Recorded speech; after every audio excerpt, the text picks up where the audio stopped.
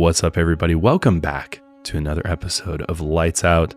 I'm your host, Josh, and I'm joined in the studio by my bro host, Austin. Hey, what like up, that, man? bro Yeah, host? that was good. Shout out to a listener out there who made that suggestion. That's The a good bro one. host, yeah. And then the bro-ducer, Danny. What's up, guys? Well, today we're back with some paranormal activity for you. We're going to be covering the Seaford Poltergeist case, or the Herrmann family haunting, whichever one you want to call it. But not only that, we're going to get into the Poltergeist movie and how that movie may have been cursed Yeah. for even covering this case. This case is believed to inspire that movie, so it's all kind of tied together. The original, I should say. Yes. The 1982 Poltergeist, Exactly. not the remake of it. Yes, the Steven Spielberg produced. Which I watched that over the weekend. Oh, did you? I had never seen the original Poltergeist. I'd seen the remake. I was like, wow, movies were wild back then. yeah. I haven't seen that in years, but that's a classic. The effects were just jaw-dropping. Yeah, because it's like a lot of practical stuff. Yeah. Stuff on wires. And Like the shit. tree like coming in, and it's just like, it's honestly a good film. Yeah. It's a great story and very entertaining if you haven't watched it yet. But before we get into our paranormal case for today, we have some exciting news. We are dropping our next merch collection, which has been a long time coming, but I think you are going to absolutely love what we came up with this go around. So we are dropping a t-shirt, a long sleeve, sticker pack, and a blanket, which I'm super excited about. My personal favorite. Yeah, the blanket has been a long time coming, and the design for it is absolutely amazing. So we're going to have it all up on screen if you're watching, but if you're just listening, I'll attempt to give you a little bit of a description of these items. So the fleece Sherpa blanket, it's Sherpa 2. This thing is massive. It's 59 inches by 72 inches. It could be like a comforter almost. Yeah. It's thick, it's great quality, and the design on it is a lights out Ouija board design, which so sick. I absolutely love it. One of the best designs we've Yeah. had. I think so. I mean, and we might have to like put this on some other merch items as well down the road because it's just so cool. So we've got the fleece Sherpa blanket. We've also got what we're calling the candle tee, which I absolutely love this t-shirt. It's got a wash look to it. It's got a pocket design lights out with like roses on it. And then it's got a skeleton hand holding a candle on the back with a rose and our Old English lights out logo on the back, which is really, really cool. And then my favorite design though is the bison skull long sleeve. This thing is sick. It's purple, it's pink, it's got candles, it's the bison skull, which we used to have up here. It's still here in the studio, actually. It just, we replaced it with this for a little while. I don't know. We're going to figure out a better solution for this area right here. This is just like it's kind of hard to see this canvas that we have back here, but the skull is still here in the studio. And if you've been watching the show since the beginning, you know about the bison skull. So that is the other item that we have. And this collection drops right now. As you're listening or watching this episode, it is now live at lightsoutcast.shop. So go check it out. It is limited quantities of things. So if you want one of these items, go and get it while you can. It supports the show, supports all of the work and efforts that we do to bring you everything spooky here at Lights Out. So we really appreciate your support and checking out the merch collection. Really, really happy with how it turned out though. Same. We know a lot of you have been waiting for us to get back into the paranormal, and we've been wanting to jump back in for a while. It's been over a month, right? I think so. How long has it been? I can't even remember the last paranormal case that we did. Me neither. I think it was, I don't even know. I couldn't even tell you it's been so long.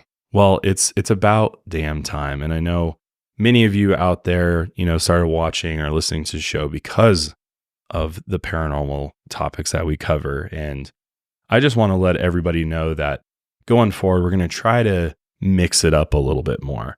We're not going to abandon true crime by any means, but we're going to try to get back to the original recipe for Lights Out. For sure. Where we're kind of diving into some different stuff because it seems like the majority of you love the variety that we bring to the show. And that's what makes Lights Out unique. I think we love that about the show too. Yeah, absolutely. So without further ado, let's take a look at the Seaford Poltergeist case. So our story begins today in 1958 in Seaford, Long Island, New York. A married couple, James, who's 42, Lucille, who's 38, lived there with their children, James Jr. and Lucy, James being 12 and Lucy being 13. James, the father, was a World War II veteran, and he worked as an airline representative at Air France in Manhattan to support his family. He was a tall, athletic, decorated combat Marine known as a problem solver. Lucille, the mother, was a head nurse at the St. Luke's Hospital in Manhattan and was described as a quiet, practical, intelligent woman. Lucy, the eldest child, was known as an adventurous, carefree teenager. James Jr. was an honor student at Seaford Junior High who played chess and loved collecting stamps. He was also known for reciting facts about airplanes and railroads. And they all lived in a modest green ranch-style house with white trim at 1648 Redwood Path. They first noticed something strange inside the house on Monday, February 3rd, 1958. At around 3:30 p.m., James Jr. and Lucy came home from school. James found a ceramic doll in a model gondola his father had brought home from Venice lying on his dresser. They had both been shattered in pieces. The doll looked like it had crashed into the ship at high speeds.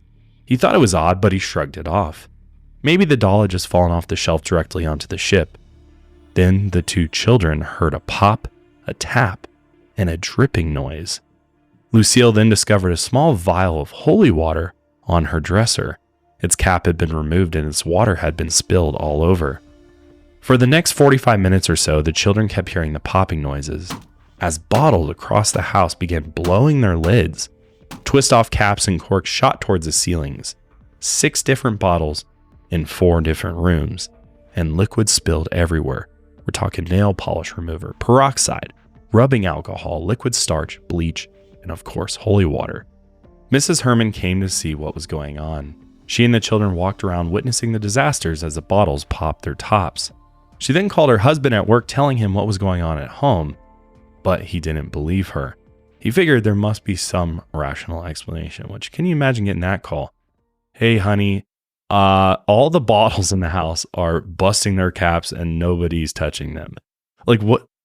I'd be like, what are you talking about? Honey, lay off the wine, please. You guys are getting way too lit at home without me.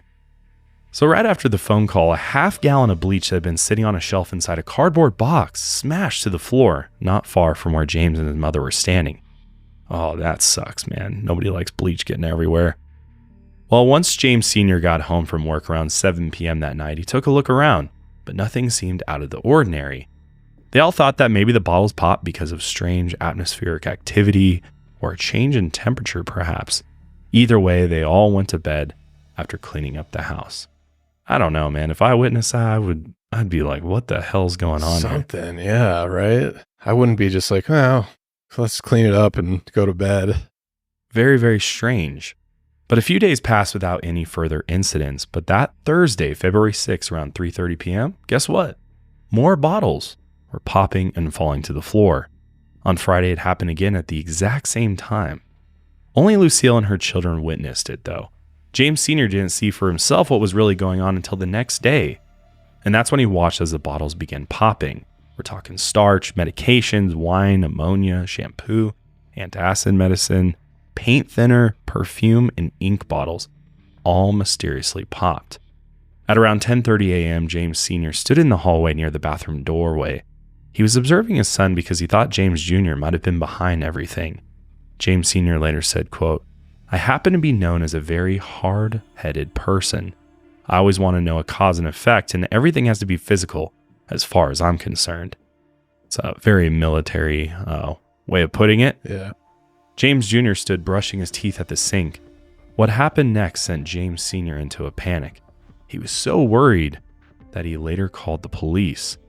In his statement to the police, he said, quote, "At about 10:30 a.m., I was standing in the doorway of the bathroom, and all of a sudden, 2 bottles which had been placed on the top of the vanity table were seen to move. One moved straight ahead slowly while the second spun to the right for a 45-degree angle. The first one fell into the sink and the second one crashed to the floor. Both bottles moved at the same time. Both bottles had become unscrewed while they were in the cabinet under the sink. They had been placed on the vanity top while the cabinet was being cleaned. A few days later, on February 9th, Lucille would also call the police. Patrolman Jay Hughes was sent over to the house and he inspected the entire home, including the bathroom. Then they all gathered in the living room to chat. And while he questioned the family members, they all heard a strange noise down the hall in the bathroom. They all went to look, and that's when they found a bottle uncapped on its side. James Hughes reported that he had recently inspected the bathroom and it was all spotless, and all the bottles had been in their rightful place. When he was later asked about it, he said it was possible that someone had turned the bottle over after he had first inspected the bathroom, but he still couldn't account for the noise they had all heard while they were together. Very strange. Yeah, what's going on here? It's just a ghost party? Like, they're just popping bottles? Very, very strange. Yeah. So it only gets stranger from here. And get this. This case eventually caught the attention of Chief Pinnell from Nassau County Police Department. The chief. Wow. That's how much of a problem this case became. Like, you'd think bottles being popped, it's just whatever at this house. This is some type of prank or something. Yeah. No, this goes all the way up the ladder. No, the chief's like, I got nothing better to do. I need to figure out why these bottles are popping. All right. So, yeah. He said he soon took, quote, a personal interest in the Herrmann case, even while he was juggling several high-profile murder cases. Oh, man. Hopefully the victims of those murder cases didn't find out the chief was dedicating resources to this. That's what I was thinking too. I'm like, is that a testament to how important this case is? Or is this kind of a problem that they're allocating resources to this, maybe when they should have been allocating them somewhere else? But the case soon escalated from a miscellaneous investigation to a, quote, DD. This is a priority case assigned to the detective division. On February 11th, a detective, Joseph Tazi of the Nassau County Police, was assigned to the case full time. Wow. They must have thought there was something really going on here. Yeah. Then. Joseph, who had been a detective for 5 years, he was known to be a great detective. He was observant. He was diligent. He considered every piece of evidence possible, and he kept detailed notes of everything that happened. And that's one of the reasons why we have so much information on this case. It's thanks to detectives like Joseph Tazi. So first, he interviewed everyone in the house at the time of the disturbances, including the events that happened before the time he got there. He noted the directions of the moving bottles and even looked into nearby transmitters and radio operators nearby. Around February 13th, the disturbances included porcelain and plastic figurines which moved, collided, and flew across rooms. Sometimes they even smashed into pieces. The vials of holy water also continued to pop and spill. So interesting. People also noted, all right, some religious objects here that are being targeted. You can kind of think into that a little bit more if you want to. Do you find the holy water a tad suspicious that there's just holy water laying around? Like, are these guys super religious? So that's just something that they have on tap all the time? People tried to make the argument. It's like, okay, this is a Catholic family, so maybe you'd have some holy water around. But who has like just constant vials of holy water everywhere across the house? Unless if you're really paranoid or something. I've never, growing up Catholic. I was going to say, is that a thing Catholics do? We didn't have holy water in the house. I knew none of my family had holy water just hanging out around the house. So I do find it a little strange. Yeah, unless you know about some dark forces. Yeah. And you need that protection. Seriously. Which, fun fact, you can buy holy water on Amazon. I bought some. That's how I know. Apparently it's from the Jordan River too. No way. Yeah. That's it's like crazy. $12. And it's been blessed? It's been blessed, yes. Went through the whole thing? Yeah. Is that how the Catholic Church is making their money these days? They got an Amazon storefront now. Yeah. So if you want some holy water, I don't know if it's good drinking, but it's good for protection. Yeah. You are not supposed to drink holy water. Yes, that's I do know that. Very bad. Yeah. Sacrilege. Most Americans think they spend about $62 per month on subscriptions. But get this, the real number is closer to $300. And why do I believe that? I mean, it's so easy to get all these subscriptions racked up. It seems like every service, whether it's streaming or apps on your phone, has some type of subscription to it. And before you know it, you lose track of all the subscriptions that you're paying for. So thankfully, when I started using Rocket Money, I was able to see all the subscriptions I was paying for, which I think I was close to like 20, 25 subscriptions. And I think at least like 5 or 6 of those I wasn't using anymore, or I had completely forgotten about. And thanks to Rocket Money, they helped me get those canceled. If you're not familiar with Rocket Money, it's a personal finance app that goes and finds and cancels your unwanted subscriptions. It also monitors your spending and helps lower your bills so that you can grow your savings. With Rocket Money, I have full control over my subscriptions and a clear view of my expenses, which I absolutely love. We're huge fans of Rocket Money here at Lights Out. All of us use it on a daily basis, and it really is the best finance app out there. Once you start using the Rocket Money app, you'll be able to see all those subscriptions, and with just a few taps, Rocket Money can actually help get those canceled for you. I also love how the app shows me this month's spending versus last month, helps me budget better, and even help create a custom budget and keep my spending on track. Rocket Money will even try to negotiate lower bills for you by up to 20%. All you have to submit is a picture of your bill, and Rocket Money takes care of the rest. They'll even deal with the customer service for you, so saving you time and money. Rocket Money has over 5 million users and has saved a total of $500 million in canceled subscriptions, saving members up to $740 a year when using all of the app's features. Stop wasting money on things you don't use. Cancel your unwanted subscriptions by going to rocketmoney.com/lightsout. That's rocketmoney.com/lightsout. Check it out today. You won't regret it at rocketmoney.com/lightsout. So on February 15th, Joseph picked up a bottle that had just fallen and noticed it was still warm to the touch. And many others often notice this pattern too. Whenever something moved, it would also be a bit warmer right after. And some claimed that even these objects were like too hot to touch, like they were almost burning. Like the hand of the devil was moving them. There you go.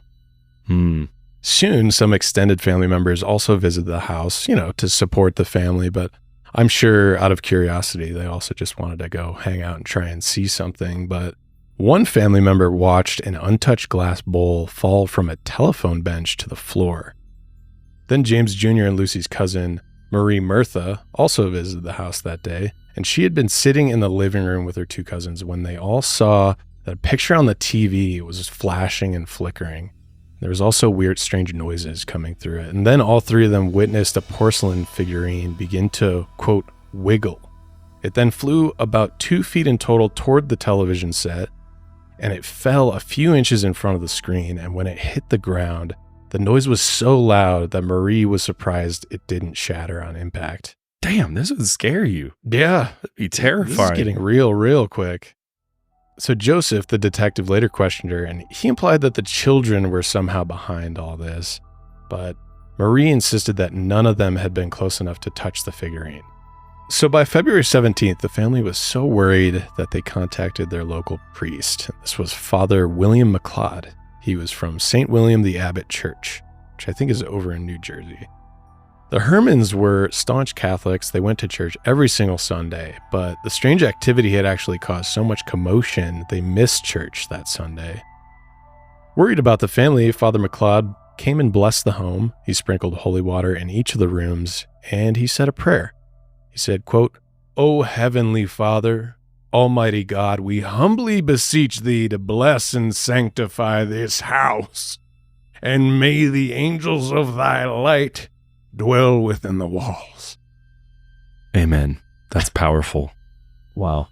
He would later request permission for an exorcism of the house, but he would be denied by the bishop. Plus, this is a bit odd because exorcisms in the Catholic Church are almost exclusively meant for people, not really places. In very rare circumstances would they do places, unless, I think I looked into it, unless if it's a holy place.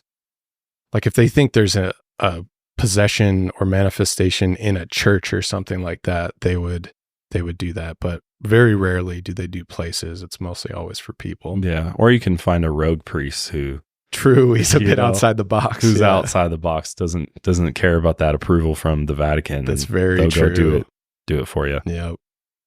So as word got around, some of the other parishioners thought the devil might have been at work in the Herrmann home. Where are you at on this one? Devil, As of now, damn, he's going straight to devil, dude. All right. Shit's hot. Shit's getting thrown around. Like holy water is getting thrown around. Well, they say as a person of faith, the devil especially wants to come after you, right? So maybe they're being tested. Yeah. All right. In very creative ways. Maybe the devil's tempting them to drink. That's why he's popping the bottles. Let's get this party started. Yeah. I don't know. Maybe. I don't know if I've ever said this joke on the podcast, but it's an old Catholic joke is Christ's first miracle is bringing booze to a party.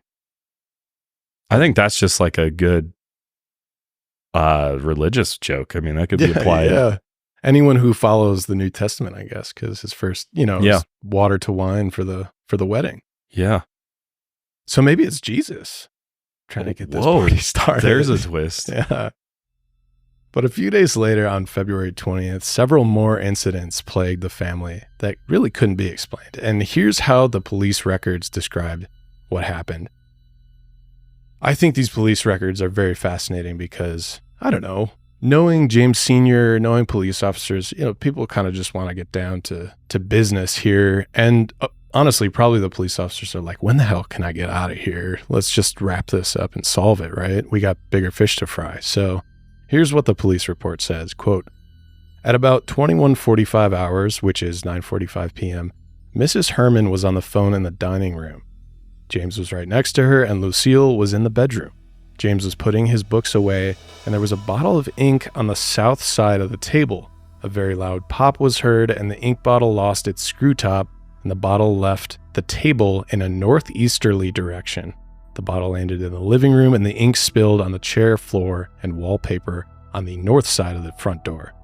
Mrs. Herrmann immediately hung up and called the writer who had left the house about 10 minutes prior to this occurrence. And just for future reference, when they're saying writer, they're referencing a journalist who is covering the story.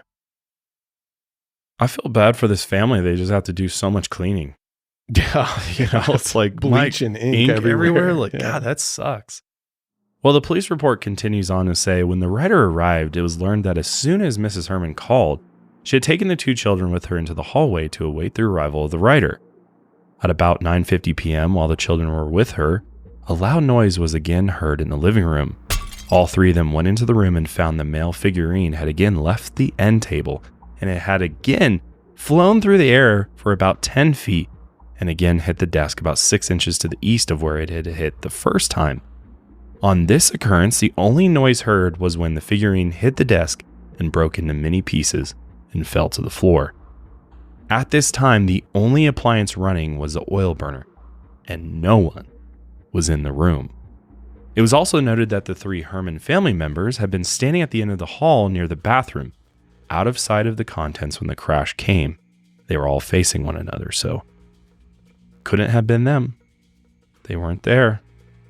Get this, the family's unexplained story had gotten so big that journalists from Newsday, Time Magazine, the New York Times, and the London Evening News had visited the house at one point or another during the investigation. That's huge. That's massive. Yeah. And a lot of these journalists were supposedly skeptics. There's no way. And some of them, I don't know, Think they're going to waste their time to go see a giant hoax? That's exactly what I was thinking. Don't think so. One of the journalists, Dave Kahn from Newsday, was a popular local reporter at the time. He'd later be a finalist for the Pulitzer Prize. He was allowed to sleep at the house overnight, and he was known to be a skeptic, but ended up witnessing multiple disturbances on February 23rd, 24th, and 25th. One night, he placed a bottle of hair tonic on the dresser, and he heard the entire dresser falling over.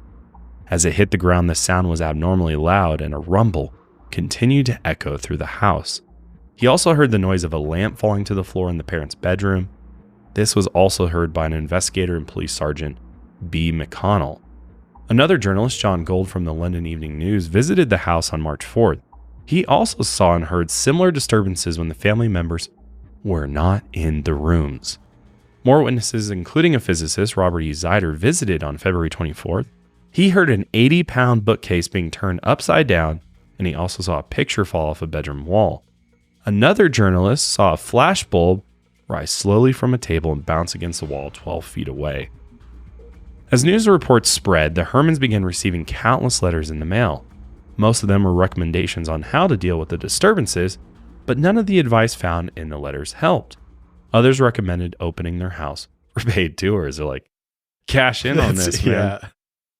Which I always lose a little bit. I'm like, now it doesn't feel as real if you're just. But what are they running? Like the world's best haunted attraction? Like, yeah. What is, like, this is insane. They have all these high profile journalists. Like, come on. Yeah. Every haunted house out there wishes they could get this kind of coverage. True. Several more friends and family members also witnessed more strange events over the weeks. And by the time the case gained widespread attention, the bottles popping were old news because much bigger things began shifting around the house. A sugar bowl flew across the room. A crockery bowl nearly hit James's boss in the head and smashed into pieces. Imagine Jesus. That's how you get fired, is your boss comes over and he gets nailed in the head. A geography globe hurtled through the hallway, and a portable phonograph dented the woodwork in the basement. Good God. You need like a football helmet on being in this house. Lucille also noted rumbles throughout the house. It sounded like the walls were caving in. So that's just crazy to think about. I know. Danny, insert some sound effects here. Let's hear those walls. That'd be scary and just like ducking. Like, yeah. No, right. The walls are caving in and shit's flying across the room. Somebody needs to make a haunted house like that. Yeah. Where you're like ducking stuff. You have like to dodge. Yeah. Like the Poltergeist house where you're just like, shit's like, been thrown at you. Okay, instead of like yoga or like cycling, we do haunted house exercises. Yeah. We just send people through. You have to dodge shit. You have to pull out your holy cross, say a quick prayer. We throw an 80-pound bookcase at you. You have to like push it out of the way. You get locked into a room. They have to sign some waivers first. Yeah. So if they get injured, it's not our fault. This is a great business idea. Yeah. We could be the world's first poltergeist attraction. / workout studio. It's like, yeah. It's like a smash room, but the opposite. It's like things are flying at you instead of you smashing shit. We just have all these heavy objects on like little wires that we like drop into the room and stuff. There's like a control center. And we get to like unleash hell on who's ever in there. That would be great. Damn, that'd be cool actually. All right. Well, we'll get on that right away. Yeah. This episode's brought to you by HelloFresh. I absolutely love HelloFresh. So does everybody in my household. We use HelloFresh every single week for at least 3 to 4 meals. Just last night, actually, I made some crispy buffalo chicken sandwiches, and they were absolutely delicious. I thoroughly enjoyed them. So did my wife. She definitely enjoyed the buffalo chicken sandwich. Yeah, I did. It was really good. It's always good. HelloFresh is always good. It is. And I love how easy they make everything. Everything shows up at the front door in a box. All the ingredients are pre-portioned, and the instructions are extremely easy to follow. I can definitely say HelloFresh has ignited this passion for cooking for me. I love to kind of dress up the recipes or add my own seasonings and do other little tweaks to it to make it my own. And the meals always come out absolutely delicious. We're talking restaurant quality meals at home without the high cost of takeout. Plus, HelloFresh's new ready in 20 recipes are on the table in just 20 minutes, which is great for us. Sometimes we just need a quick meal on the table and we don't want to wait for delivery. So HelloFresh has got you covered there. And when you sign up today, you'll unlock free dessert for life. Satisfy your sweet tooth with a decadent dessert of your choice in every HelloFresh box for free.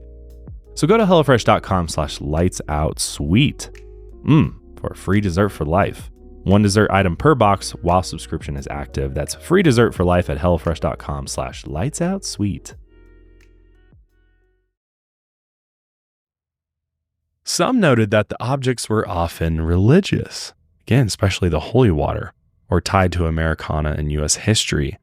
Old colonial figurines smashed in the family's desk and left scratch marks in the wood. And a ceramic Davy Crockett figurine was often found out of place.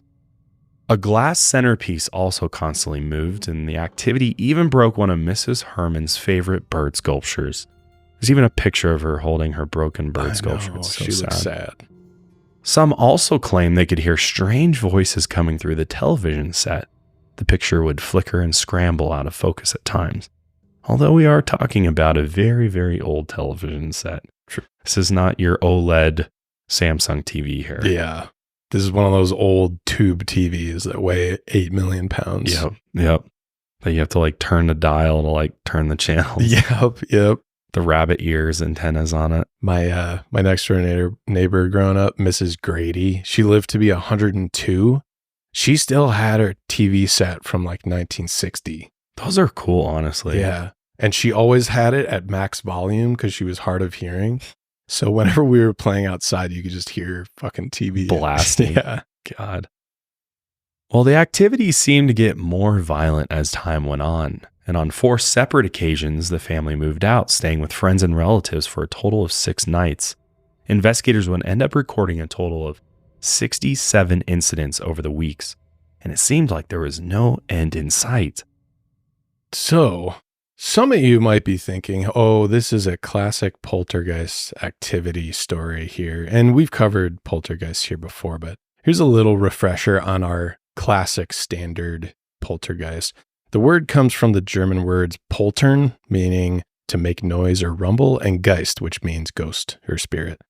Some of the earliest accounts date all the way back to ancient Rome, and they're believed to be restless spirits attempting to communicate through noises and moving objects. They're typically not tied to disembodied voices or apparitions. Sometimes they're a bit more playful, just flickering lights, tapping noises, nothing big. Other times, like in this case, they could be more malicious. Sometimes they even set fires, hurl massive objects with incredible force. Some have described this as active kinetic energy that causes physical disturbances. Ghosts are generally unable to break through to the physical realm, so the ability to do this makes poltergeists unique. Most can't manipulate anything physical for the most part. Others explain it as a mass form of energy that a living person is controlling unknowingly, and we will dip into this a little bit more, so remember that theory. They can follow energy or a person rather than occupying a particular space, like a typical ghost does. They're often linked with preteens or teenagers because of the strong emotions and turmoil during adolescence and puberty. Some suggest that preteens or teenagers might somehow be using psychokinesis without even realizing it. I remember one of the Warren cases, one of the last ones, I think it was our Halloween episode that we covered, touched on this theory as well, that it was following around the teenager in the house. Right. There's a lot of hauntings where this could be in play. Yeah, definitely. The haunting in Connecticut's another one. Yeah, where absolutely. the young boy's sick. And it's possible that some of the things happening in that case were a direct result of him. Yes. Something physical. So remember that theory, listeners, because we will touch in once some more parapsychologists and investigators come in, we'll touch back on that one. But some have also pointed out that the region, this is also kind of a classic theory connected to, history, especially in America. Some have pointed out that the region was once connected to a great tragedy. This is the Pavonia Massacre. And this massacre happened about roughly 25 miles from Seaford. But this extended closer to the region as things began to escalate. This was one of the first major acts of violence by the Dutch in the Americas. And on the night of February 25th, 1643, 8 Dutch soldiers sailed across the Hudson River from New Amsterdam and stormed the Native American camps at Pavonia. Over 100 Lenape people, including women and children, were killed. And the Lenape people eventually retaliated, which, can't blame them. A peace treaty was eventually established, but as they always do, they fell apart. I was just reading, actually, a little side note here. Did you know it was something like 370 ratified peace treaties between the U.S. government and Native Americans fell through? Almost every single one, essentially, that we ever established with the natives. I didn't know that. We're all broken, essentially. So but that doesn't surprise me at all. Yeah. So this was just another one. And the Dutch soldiers continued to brutalize the Lenape villages in the area. This ended up spreading throughout the entire region, and it caused conflicts at the Massapequa fort. The colonists were collecting dead and dying Native Americans, and they threw them in, quote, a heap on the brow of the hill. 10 soldiers sat down next to the bodies and ate breakfast very casually. These were many of the last Massapequa warriors, and the hill they referenced is believed to be in or very close to Seaford, where the Herrmann's house would be built around 300 years later. Bodies would be discovered in the area nearby in the 1930s, and unfortunately, these remains were actually stolen by fortune seekers. The New York Times reported, quote, more than 20 skeletons buried in the fetal position and facing east disappeared. The city of Oyster Bay, which is just north of Seaford, purchased the land to stop the looting and later turned it into a public park in 1958. And this was the exact same year that the Herrmann family began experiencing strange activity in the home. But during all the mayhem, newspaper reports got the attention of the parapsychology laboratory of Duke University, which we've referenced them maybe once or twice in the past. It's now known as the Rhine Research Center. So they actually sent two men to investigate, J. Gaither Pratt and William G. Roll. Pratt went to visit the home only 2 days after the activity began, and he was hoping to witness some disturbances. And within the first half hour, he basically just got what he wanted. Two odd things happened. He heard the lamp, the one that Sergeant McConnell also heard, crash to the ground. He also heard a plate of bread falling from a table to the floor. Now, he didn't witness much else and ended up leaving the house on March 1st, but more supernatural disturbances supposedly began right after he left. So Pratt and Roll returned to the house on March 7th for an extended stay this time. A few more incidents happened. They heard two loud thumps coming from James's room on March 9th, and the last disturbance was a bottle of bleach popping its cap and spilling on the cellar floor on March 10th. After collecting all the police reports and eyewitness statements, Pratt and Roll put together a 45-page report, pretty detailed. They later published it in the Journal of Parapsychology in June 1958. They collected and categorized all the incidents and described all the actions and statements of the people who were involved. They dove into what could physically cause these events to happen. They also discussed the possibility of paranormal psychological aberrations as an explanation. They even reached into theories of potential fraud at play. So really trying to do like a scientific investigation here. Yeah, which I appreciate. Because in their report, they listed what could have been causing these disturbances scientifically, and then they ruled each one out one by one. The first was high-frequency radio waves. They discovered that a neighbor 4 doors down had a ham radio, and this might have caused the strange voices coming through the television. But the neighbor admitted to not using it for several years. Additional tests show that there was no unusual radio waves during the disturbances. At one point in the investigation, police brought in a scientist, Dr. Donald Hughes, to check if radioactivity was causing anything. He didn't find any evidence of radioactivity, and even if he did, he wasn't sure how that would have affected what was going on inside the house. Granted, it was the 1950s, not long after nuclear fission had changed the world, but another guess was unusual ground movements like small earthquakes. They used an oscillograph at the house but didn't detect anything during 3 significant disturbances. As for the bottles popping, they thought someone might have been putting something inside the bottles to make them pop, but police lab tests didn't find any foreign matter inside of the containers. They also checked electrical equipment, appliances, and the house for electrical malfunctions. Electrical experts couldn't find anything out of the ordinary, so they wondered if downdrafts coming from the chimney might have been pushing things around. During the weeks of the disturbances, they installed a chimney turbine cap, but that didn't change anything. Another thought was if there was some air circulation problems going on in the house. So they removed storm windows from the cellar to see if that would change anything, but it didn't. Getting desperate, they thought a change in groundwater levels might have been shifting the house, as there was a well near the house that they checked, but there wasn't any significant change in the last 5 years. Plus, maps that they pulled from the town record show that the house had not been built over any known source of water.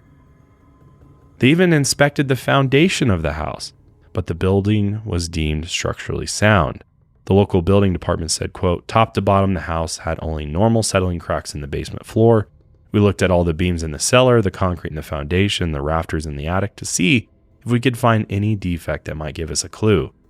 The house was very well built and is in perfect condition, and we have no theories as to what could be causing these things. So very extensive investigation going on. Yeah, they got everybody out to this house, really. Although neighbors had experienced foundational issues and windows cracking during the events, they also thought that the disturbances might have been caused by airplanes from the nearby airport, but none of the flight times matched with the time of the disturbances. One last physical theory was that there were vibrations and faulty plumbing lines. An inspection showed that the plumbing was similar to the neighbor's house, but no disturbances were noted there. So without any reasonable explanation for the physical disturbances, they considered that the paranormal activity could have resulted from fraud. Both Pratt and Roll admitted that the Herrmann children could have faked many of the incidents. This could have happened when they were alone in a room, either together or separate, and there were plenty of moments where their whereabouts could not be confirmed by anyone else in the house. But even if his sister Lucy was there to witness James Jr., she might have gone along with it. So if the children weren't in sight when something was heard or something moved, they could assume the children were responsible. But sometimes a third person observed these disturbances when neither James nor Lucy were in the room or in contact with the object. Pratt and Roll suggested that these witnesses could still have been distracted and tricked. For 17 particular incidents, the children were accounted for when something happened. Plus, James Jr. would defend his innocence throughout the entire investigation. He was grilled by his father and the police multiple times, and reportedly, he was also interrogated by the researcher Pratt. But James Jr. stood firm in his defense, even when he was distressed to the point of tears. So like interrogating this kid. I know. Like, are you doing this? Yeah. Are you doing this? I bet they're super desperate too at some point. They're like, what could this be? And they're looking at James and they're like, has to tell be us. Yeah. Supposedly, James Sr. and an ex-government insider and private security expert named Frank Seckler also met in private several times, but no record of their conversations has been left behind. Frank was prepping to meet with the whole family for a thorough investigation when he suddenly died. Whoa. Yeah. When the investigation redirected their attention to James Jr., it was noted that he never had any interest in magic tricks. And even if someone did have experience with magic tricks, the researchers thought it would have been near impossible for them to hurl objects with such force without them being seen. As for the bottles blowing their tops, they figured that James Jr. might have known a little bit about chemistry. All he would need to do is create some gas pressure enough to blow the screw cap off, which could have been done by anyone with basic knowledge of chemistry. You know, get a little bit of vinegar and baking soda. Yeah, there you go. When Pratt and Roll tried adding their own chemical agents into similar bottles, they couldn't replicate the results from what they had seen before. Building up pressure in the containers wouldn't cause the screw top lids to come undone. Instead, the gas would escape from around the lid or blow up in the containers.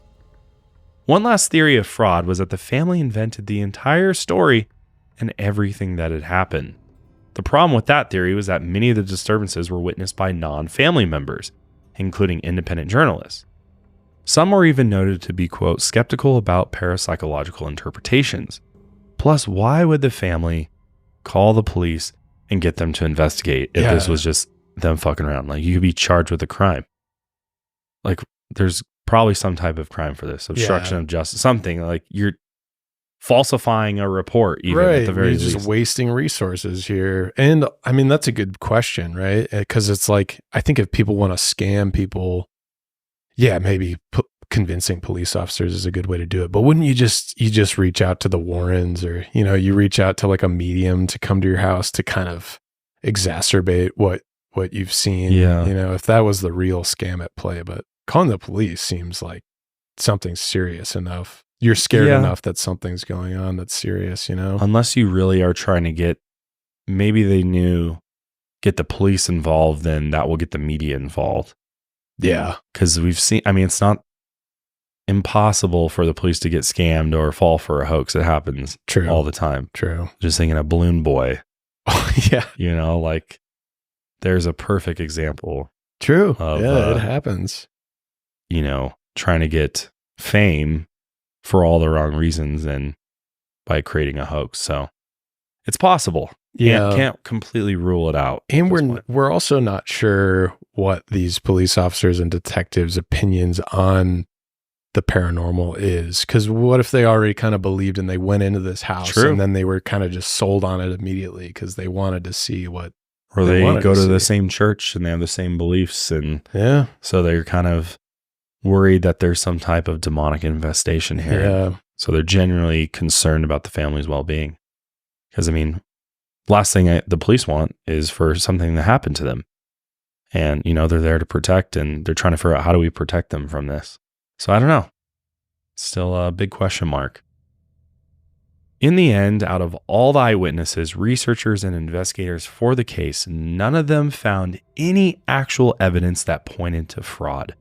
No strings, no ejector devices, no foreign material inside the bottles, and no witnesses of James Jr. or anyone else manipulating objects. That's wild if that's true. I know. How can like 30 people be in this house and they're like, it's this kid? Everyone would have eyes on the kid. And like, how would he be that good at, unless if he's really into some Ghost Recon stealth video games? I don't know how he would be sneaking around. Has the invisibility house, cloak dude. from Harry Potter or something like, my God, dude, how do you pull that off? And if he did pull it off like that, that's really impressive. He should be a world famous magician. Honestly. Or an illusionist or something, because that's wild. Yeah. After Pratt and Roll left the house, they wrote to the Herrmann family. In the letter, they encouraged them all to perform lie detector tests. They said it would be in their best interest and would give them better credibility. The Herrmann family, though, later declined to perform the tests. The parents argued they didn't want to subject their children to it, which...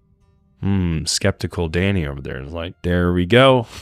Why won't they take the lie detector tests? These lying sacks of... That's what you're thinking, right? I can see it in your eyes. I don't believe in lie detector tests either. I mean, Austin and I have talked about it on the show before, how there's a lot of ways, different ways to cheat it. But at this period in time, I do understand why the lie detector test seems a lot more of a valid option. But I mean, I don't think that them not wanting to subject their child to this is really an admission of guilt. Yeah, I agree. I mean, I don't. There's a lot of things going on here, and word of mouth is one thing that's really hard to believe too. So even though there were a bunch of people that have witnessed this, there's no actual record of it. There's police records and stuff like that, but I don't think they're intentionally doing this to scam people. Maybe there is something going on in the house, but I don't think that them not taking the lie detector test is an admission of guilt, and I don't think that this is a family full of liars, if you know what I mean. Yeah, it's definitely suspect, but yeah, I wouldn't write them off because of it. I'm still just hung up on what is it then? Like, if really none of these people saw James Jr. throwing shit, or the children in general, 17 incidents that they were accounted for that things were happening in the house, then what is it? And they debunked everything else. The devil. I told you. It's gotta be. There's your It's answer. gotta be. The devil is in this house. They need to do something about it. Damn. Or somebody's got some abilities that we don't know about. So this is kind of the conclusion of Pratt and Roll. In the end, I like how it's Pratt and Roll. It reminds me of like pick and roll in basketball. Pick and roll, yeah. Pratt and Roll. That's a cool paranormal team. Yeah. Yeah, we're Pratt and Roll, baby. Yeah, rolling We'll in. just Pratt and Roll right through here. Yeah. But in the end, I mean, they figured that the most plausible explanation for what happened in the house was, it's called recurrent spontaneous psychokinesis. This was a term coined by Roll, but it was actually the parapsychologist Nandor Fodor that first suggested that poltergeists are actually not ghosts. They're nothing like a spirit, but they're actually psychological forces. So, to crack this open, this basically refers to paranormal physical effects repeated over time, and it's often used as a neutral description of poltergeist activity, or what we conventionally call poltergeist activity. This activity mostly surrounded James Jr. They explained it as, quote, a repressed psychological force that expressed itself in the unconscious performance of violent physical acts. So in their paper published many years later in 2003, Roll noted that most of the disturbed objects belonged to the parents or happened in the parent spaces across the house. This is important. Psychological studies showed that James Jr. had strong feelings of anger toward his father and dependency issues regarding his mother. Many of the bottles that had popped their caps were products mostly used by his mother, so this could have been a manifestation of retaliation. Roll also noted that each occurrence declined in the number of movements when they were farther from James Jr. In other words, they were mostly happening in the vicinity of James Jr. Roll compared this to 3 other similar cases that he had investigated, and he suggested that RSPK manifested in waves. So think of it, it's waves emanating from James Jr., and the waves weaken the farther they are from the source. And the source would be James Jr. in this case. So why not send James Jr. away for a week and see if anything happens in the house? Yeah. There you go. Put him in a different house. Send him to the neighbor's house. See what Yeah. happens. Wouldn't that be a great way to test this hypothesis? Yeah. Agreed. So why did they not do it? Yeah. It's a good question. It kind of breaks open a big hole in the case. This is, I think, why parapsychology is not taken as seriously at the academic level yet. Yeah. Because it's like you're proposing this interesting theory, yet why not actually do it out test in the real it out. world? Yeah. Let's apply some science to it. So I guess Josh had a great segue into skepticism of this case. I think there's a healthy amount of skepticism here. So as for the skeptics, there's one called Milbourne Christopher. He was actually a famous American stage magician at the time, and he wrote about his thoughts on the case. He was very vocal about it. He later published a book that referenced the case called Sears, Psychics, and ESP in 1970. So at the time of the disturbances, this is great. He even offered his own help. But James Sr. was like, no, we don't want you in the house, which is a little suspicious. Because someone's trying to help you out and maybe debunk this thing, but they declined his help. Milbourne also expressed that the family's refusal to sit down for a lie detector test was suspicious. Milbourne was later contacted by reporters and photographers. They asked if he could demonstrate how he could fake what was happening in the house. So he did it. He demonstrated conjuring tricks and misdirection. He even performed some of his tricks for Pratt, the parapsychologist. Pratt himself said that he was unable to see how they were done. Wow. Milbourne was able to recreate the effects of bottles opening on their own. Quote, on their own. He used his wife, who was hidden, to simulate popping noises, and unknown to the witnesses, she had just, snuck around through the house without being seen. She turned over all the bottles, made all the popping noises. And he also showed the audience how he could use a thread to make bottles fall without anyone nearby. Another skeptic, ghost hunter Joe Nickell, also talked about the case in his 2012 book, The Science of Ghosts. He read through the 60-page police report and noticed that all the events happened when James was either in the room or nearby. Plus, police, this is an interesting fact.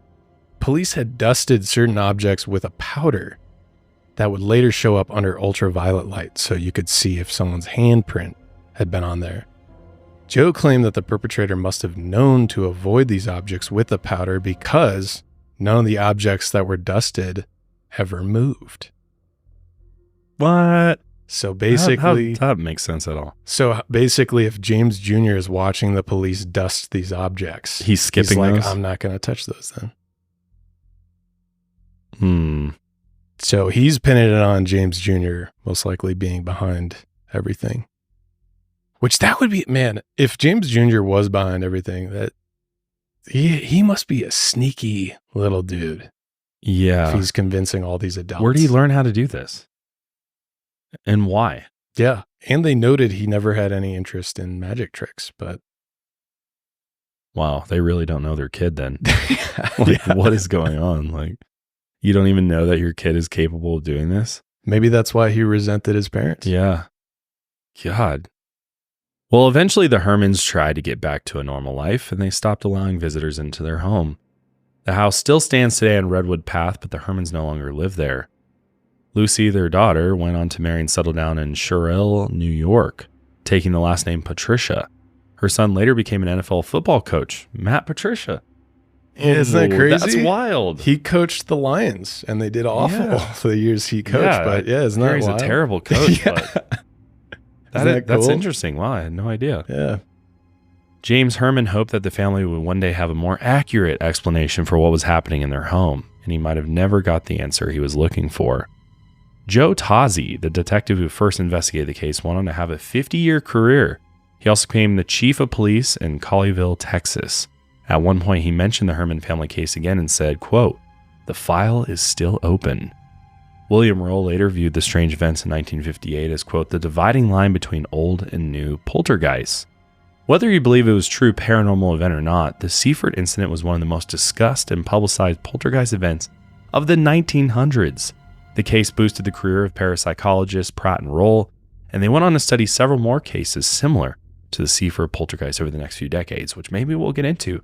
Maybe it's our new Warren files right here. It's the Pratt and Roll files. Yeah, Roll he's been around. I never even really heard about him, but he's done some pretty high profile cases I think we should cover. Yeah. Let us know if you want to see the Pratt and Roll files. Yeah. The original story was published in multiple languages in countless newspapers, radio and television broadcasts, and magazine articles. It even inspired Steven Spielberg's Academy Award nominated movie, Poltergeist, in 1982. And as it turned out, the movie set seemed to have a haunting of its own, which is another realm of shows we're going to do on cursed films. Yeah. Because there's a lot. I know The Exorcist is a huge one. The Omen? Yeah, The Omen as well. Yeah. Pretty wild stuff. Directed by Tobe Hooper and based on a story by Steven Spielberg, the 1982 movie Poltergeist has become a beloved classic. Really good movie if you haven't seen it. The story follows the Freeling family as they move into their new home and soon find out it's haunted by a dark entity called the Beast. Things move on their own and doors open and close, objects shift, and things begin to escalate. The entity's ultimate goal is to kidnap the family's daughter and drag her into another dimension. Many now believe that the movie production was cursed. Decades after the fact, people began connecting the dots between the movie and a series of untimely deaths, hauntings, strange accidents, and even murder. The director Tobe Hooper was brought on by Steven Spielberg with the goal of reimagining its direction. Poltergeist was originally supposed to be a sequel to Close Encounters of the Third Kind. Its working title was Night Skies, but Spielberg's schedule was a problem. He had contractual obligations to E.T. Phone Home, The Extraterrestrial. If you haven't seen that, it's another great one. So in came Tobe Hooper, known for his work on the Texas Chainsaw Massacre. Love that one. He and Spielberg decided to turn the working project into a horror movie, and the result was Poltergeist. It soon became a commercial and critical success, and he even snagged 3 Oscar nominations. It was so successful that it spawned 2 sequels and a reboot, and many believe the curse from the first movie carried on to those other films. The event that might have started it all happened during the filming of the first movie, and a strange decision by a production team might have compromised everyone involved. There's a scene in the movie where Diane Freeling, the mother played by Jo Beth Williams, falls into a large mud pit in their backyard during a heavy rainstorm.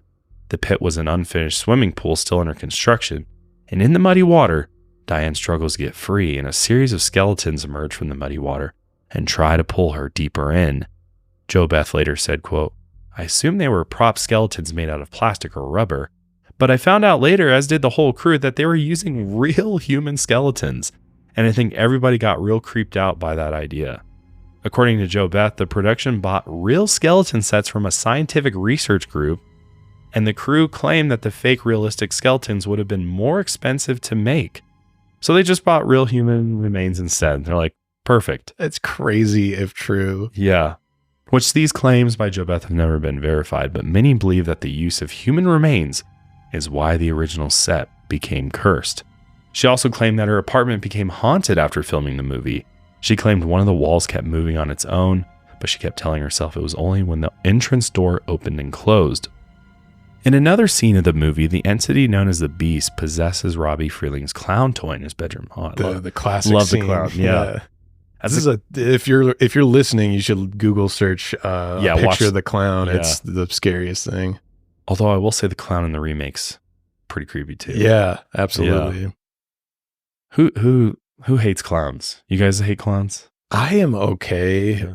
Sometimes they're a little scary. There's like a little sewage pipe near my house that connects to this big water flow thing. I don't know. Did you ever see a little like paper mache boat floating down? Yeah, I know. I always think like, what if I just saw a clown coming out of this thing right now?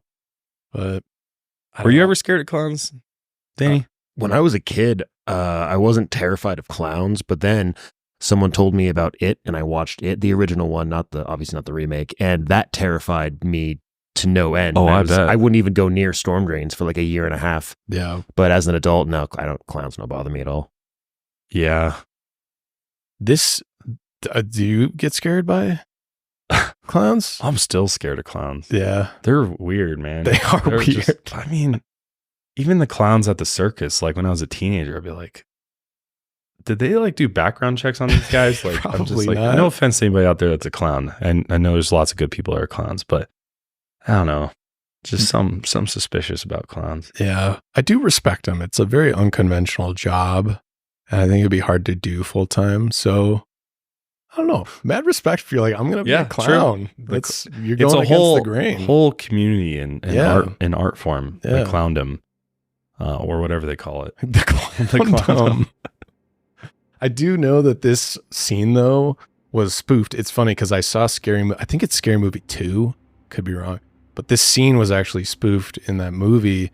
That's what I always remember it from. And I was like, I don't know what they're spoofing here. I don't know what the satire is. But it was this scene. Yeah, in yeah. Poltergeist. Iconic scene when the Yeah. clown attacks Robbie and the toy's arm wraps around his neck while he's in bed. While filming, the plan was to unwind the arm from his neck and then reverse the footage so it looked like the arm was wrapping around him. But during one take, it didn't go according to plan.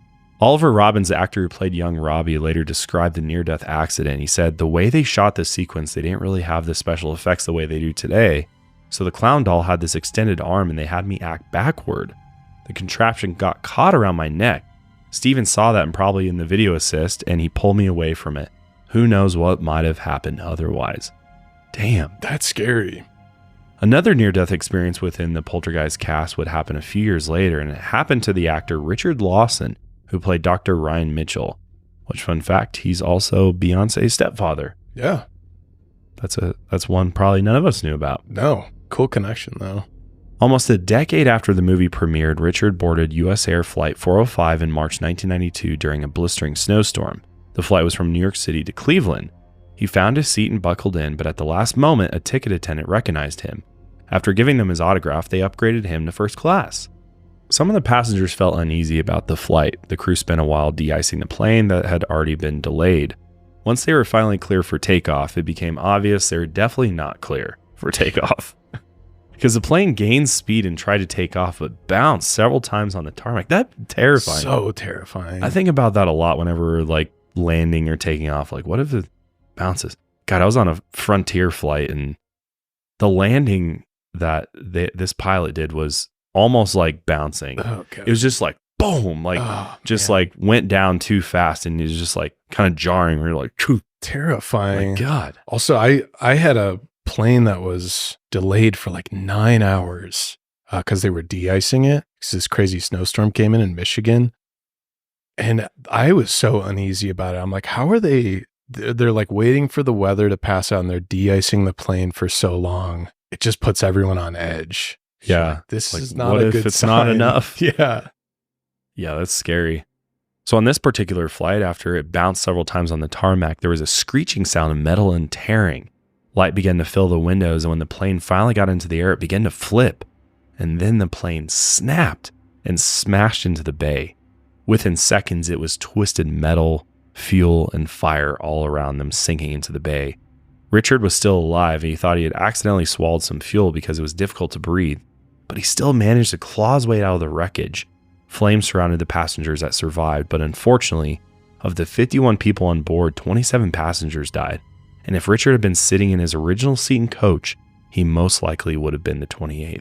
Wow. Isn't that crazy? That's so creepy. God. He basically traded an autograph for his life. Yeah. Like, to save his life. Yeah, that's crazy. Another haunting experience in the Poltergeist franchise surrounded the book, not the movie. James Caan, not to be confused with James Caan the actor, was hired to write the novelization of Poltergeist. While writing it, James was in his home when a lightning bolt struck his house during a violent storm. The electricity caused his air conditioning unit to explode, and the faceplate flew across the room and hit him in the back. From that day forward, whenever he tried to play video games in his house, the electronics would glitch, and sometimes the games would play themselves. Wow. He's like, dude, I beat Dark Souls. Yeah. But it was just my haunted house beat it for me. I didn't have to do anything. Damn. Isn't that crazy, though? That is. These are true stories, too. Yeah. This next one, I didn't know about all this, but one of the worst real-life horrors connected to the first Poltergeist movie involved the actress Dominique Dunne, who played Dana Freeling in the movie. And tragically, she would actually end up dying on November 4th, 1982, at the age of 22, exactly 5 months after the premiere of the movie. Dominique grew up in a Hollywood family. Her father was a writer, producer, and actor, Dominic Dunne. Her brother was also an actor and director, Griffin Dunne. Around the same time they filmed Poltergeist, Dominique went to a party where she met a man named John Thomas Sweeney. He was a sous chef from the restaurant Ma Maison. After only a few weeks of dating, they moved in together in a one-bedroom house on Rangeley Avenue in West Hollywood. Dominique immediately found out that John, he was extremely jealous, he was possessive, they began fighting constantly, and it wasn't long before John began physically abusing her. Allegedly, during an intense argument on August 27, 1982, John yanked handfuls of her hair out by the roots.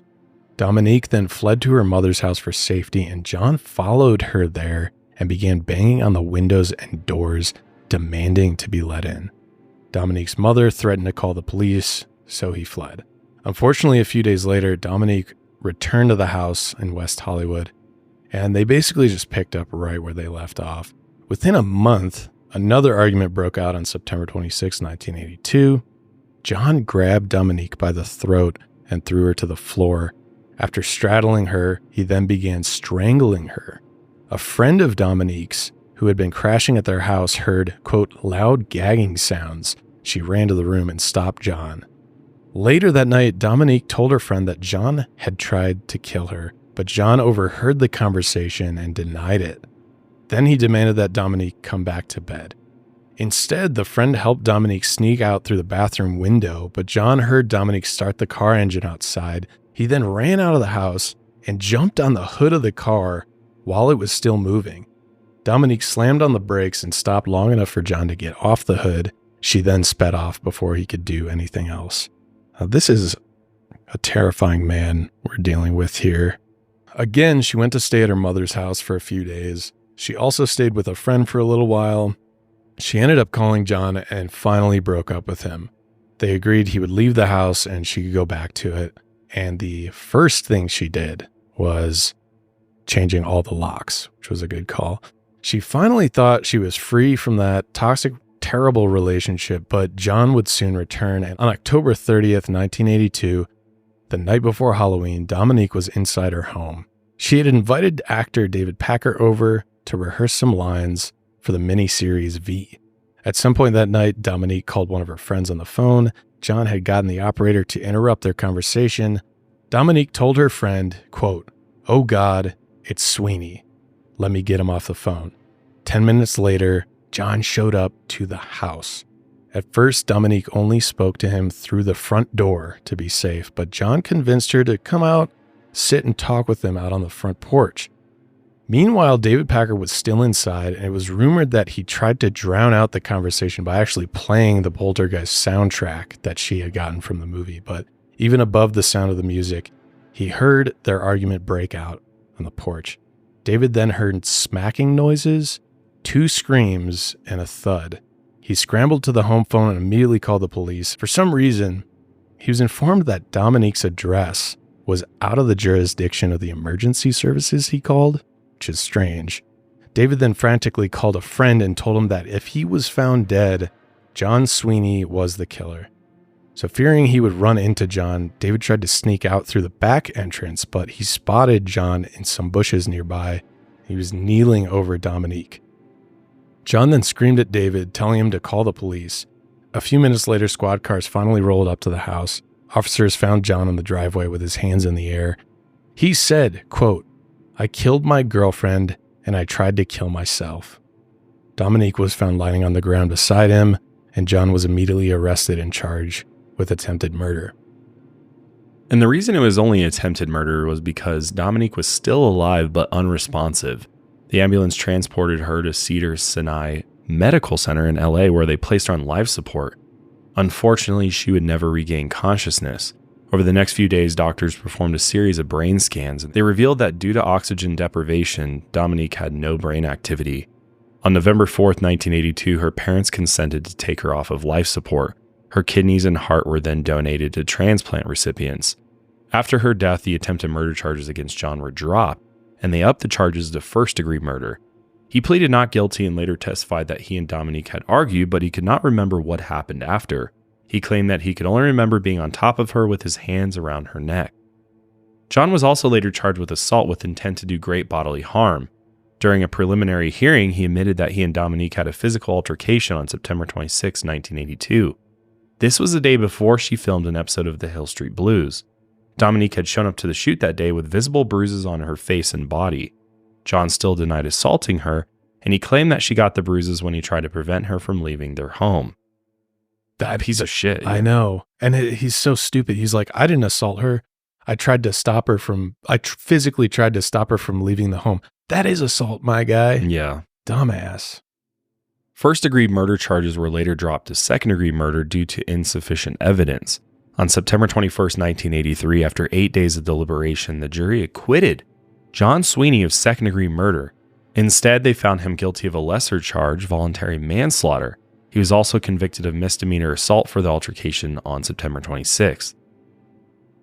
Dunn's family was rightfully outraged by the verdict, calling it an injustice, which is 100% correct. Dominique Dunn accused Judge Katz of purposely withholding John's ex-girlfriend's testimony from the jury, which would have revealed his violent history with women. On November 7th, John Sweeney was sentenced to 6 years in prison for manslaughter, which was the maximum sentence he could receive. He got an additional 6 months for the assault charge, but that's nothing. Isn't that ridiculous? 6.5 years for murder? A year after her daughter's death, Dominique's mother, Ellen Dunn, went by Lenny, founded Justice for Homicide Victims, a victims' rights advocacy group. As for John, he later found work as a head chef at an upscale restaurant in Santa Monica, California after his release. Dominique's brother, Griffin, and mother, Lenny, stood outside the restaurant handing out flyers that read, "The food you'll eat tonight was cooked by the hands that killed Dominique Dunn." John later quit his job and moved out of LA. Dominique's father, Dominic, then hired a PI to track down John. The PI discovered that he had moved to the Pacific Northwest and changed his name to John Mara and continued to work as a chef. Dominic later put a stop to the PI work, saying that he no longer wanted to squander his life by following the man who killed his daughter. It's just so tragic and terrible. Yeah, everything about that was awful. I don't think a lot of people know that, though, that she was murdered. No, I did not know the story with that much detail. I especially did not know that he only served a few years. It's crazy. But yeah, so to tie it back, this supposed curse of the Poltergeist film set supposedly carried on into future productions in the franchise, and Poltergeist 2, which came out in 1986, brought back JoBeth Williams as Diane Freeling and Heather O'Rourke as Carol Ann Freeling, who was the girl and the small girl in Poltergeist. The film was a financial success, but not as critically acclaimed as the first. Still, the production saw even more paranormal disturbances. On set, heavy lights would fall, shut down, or short out at any given moment, and the film crew witnessed shadow figures near the set. Some also heard odd noises coming from the equipment. So much of the crew began to notice these things, and they reached out to Will Sampson. So Will Sampson was a Muskogee Nation actor, and he was famous for his work as the character Chief in One Flew Over the Cuckoo's Nest, which is a fantastic movie if you've never seen.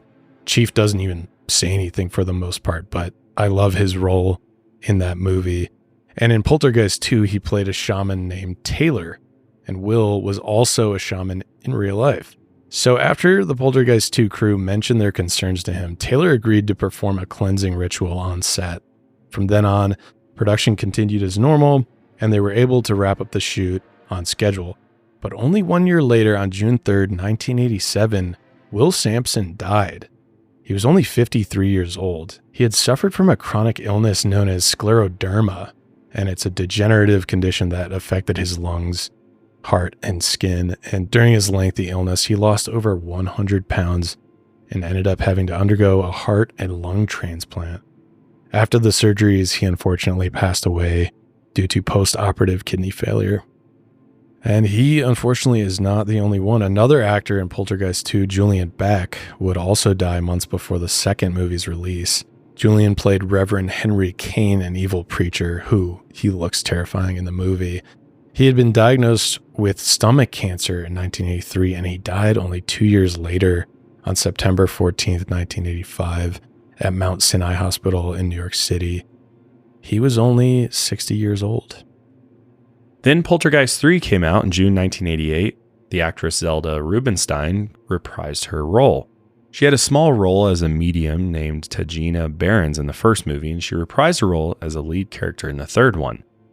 One day she was on set having her picture taken by the marketing team, and she witnessed what she called a photo light blur. She saw it after the camera flashed, and she claimed the light followed her around long after the initial flash. Light trails and strobing effects occurred for days on and off. According to her, they might have lasted weeks. As it turned out, she claimed the initial photograph was taken at the exact moment her mother had passed away. The production of Poltergeist 3 only got stranger from there. Another day, the crew was filming a scene at the Mid-America Plaza in Oak Brook Terrace, Illinois, and the special effects team screwed up one of the explosions on set. Instead of the effect shooting upward, it shot outward at all angles and set fire to 6 nearby cars. They were covered in polystyrene foam, a combustible material, so all 6 cars burst into flames, and the flames spread in the plaza and even reached the nearby building. After firefighters put out the flames, 2 of them were seriously injured. A maintenance worker also sustained injuries, and the damage to the building was estimated to be $250,000. Eyewitnesses later reported that the blaze had formed into a massive fireball and even began chasing people nearby. Before Poltergeist 3 even premiered, the franchise witnessed one more strange death. Heather O'Rourke, who had her breakout role in the first Poltergeist as Carol Ann Freeling, and she went on to reprise the role in the second and third movies. Initially, her older sister had auditioned for the part, and as the story goes, Steven Spielberg went to the studio commissary after the auditions ended, and he spotted Heather with her family eating lunch. After meeting her, he immediately knew she was the right actress for the role. They signed her on the next day, and she even beat out Drew Barrymore, who had worked with Spielberg on E.T. Years later, just before filming Poltergeist 3, Heather contracted giardiasis, a parasitic disease from drinking well water at her family's home in Big Bear Lake. On top of that, she was also diagnosed with Crohn's disease during her hospital visit. She was then prescribed cortisone injections. The filming of Poltergeist 3 began that spring, and her illness and medical treatments happened throughout the production. The steroid injections had to be scheduled around the production, and they made her face swell, which made her very self-conscious. On January 31st, 1988, she began experiencing flu-like symptoms, and the next day she collapsed in her home and was rushed to Community Hospital in El Cajon. In the ambulance ride, she suffered cardiac arrest. Luckily, paramedics restarted her heart. She was then flown to the Children's Hospital of San Diego, and they discovered she had intestinal stenosis, the abnormal narrowing of a blood vessel. She immediately went into emergency surgery and ended up surviving, but she suffered cardiac arrest again soon after. Doctors performed CPR for over 30 minutes, but Heather was sadly pronounced dead at 2:43 p.m.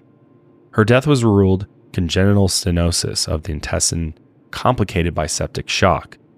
Following her death, the Poltergeist 3 production had already wrapped shooting, but the studio wanted to change the ending.